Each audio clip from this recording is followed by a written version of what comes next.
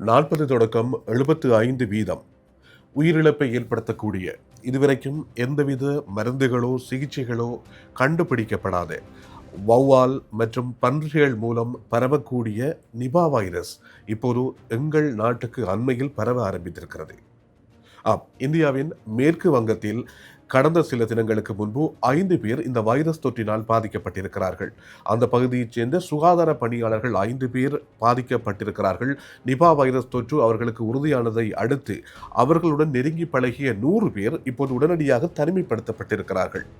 இந்த Nipah virus தொற்று பரவ ஆரம்பித்ததன் பிற்பாடு இந்தியாவில் இருந்து இலங்கைக்கும் அதே போன்று இந்தியாவிலிருந்து பல நாடுகளுக்கும் செல்லக்கூடிய பயணிகளுக்கு விசேட பரிசோதனைகள் விமான நிலையத்திலேயே மேற்கொள்ள ஆரம்பமாக இருக்கிறது. அது தொடர்பாக இலங்கையில் இதுவரைக்கும் இந்த நிபா வைரஸ் தொற்று தொடர்பான எந்தவித அச்சுறுத்தல்களும் இல்லை, இதுவரைக்கும் எந்தவித நோய் கண்டறியப்படவில்லை, இந்த நிபா வைரஸின் தாக்கம் இலங்கையில் கண்டறியப்படவில்லை என்று இலங்கையின் சுகாதார அமைச்சர் தெரிவித்திருக்கிறார். அது மட்டுமல்ல, இலங்கை உலக சுகாதார அமைப்பின் கோரிக்கைகளையும் அதன் பரிந்துரைகளையும் சிறந்த முறையில் நடைமுறைப்படுத்தி வருகிறது. காலத்திற்கு காலம் இலங்கையில் தொற்றுகின்ற அந்த தொற்று வைரஸ்கள், அது தொடர்பான நோய் எதிர்ப்பு நடவடிக்கைகள், மருந்துகள், சுகாதார நடவடிக்கைகள் எல்லாவற்றையும் இலங்கை அரசு சரியான முறையில் கடைபிடித்து வருகிறது.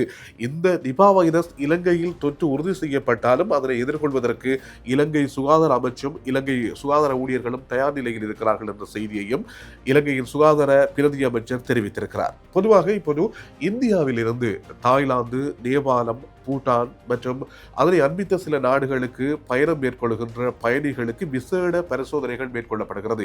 அவர்களுடைய வானூர்தி நிலையங்களில் இறங்கியவுடன் இந்திய பயணிகள் விசேடமாக பரிசோதனைக்கு உட்படுத்தப்பட்டு மீண்டும் நாட்டுக்குள் செல்வதற்கு அனுமதிக்கப்படுகிறார்கள் என்ற செய்தியும் வந்திருக்கிறது. பொதுவாக இதுவரைக்கும் மிக ஆபத்தான ஒரு நோய், வௌவால் மூலமும் பன்றிகள் மூலமும் பரவும் என்று சொல்லியிருந்தோம். இது மனிதர்களிடையே பரவினால் அது ஒரு உயிர்கொல்லி நோய் என்றும் சொல்லப்படுகிறது. எனவே அவ்வாறான நோய் தாக்கம் இப்போது இலங்கையில் இல்லை. இலங்கையில் அந்த நோய் தாக்கம் கண்டறியப்பட்டால் அதிகளவான இந்திய சுற்றுலா பயணிகள் இலங்கைக்கு வருகிறார்கள்.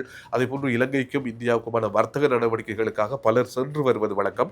எனவே எங்களுடைய உறவுகளும் இலங்கையைச் சேர்ந்தவர்களும் இந்தியாவுக்கு சென்று வரும்போது அல்லது இந்தியாவின் ஊடாக வியாபார நடவடிக்கைகளை மேற்கொள்ளும் போதும் இந்த வைரஸ் தொற்று தொடர்பாக நீங்களும் கவனமாக அவதானமாக இருப்பது இந்த காலத்தின் கட்டாயம்.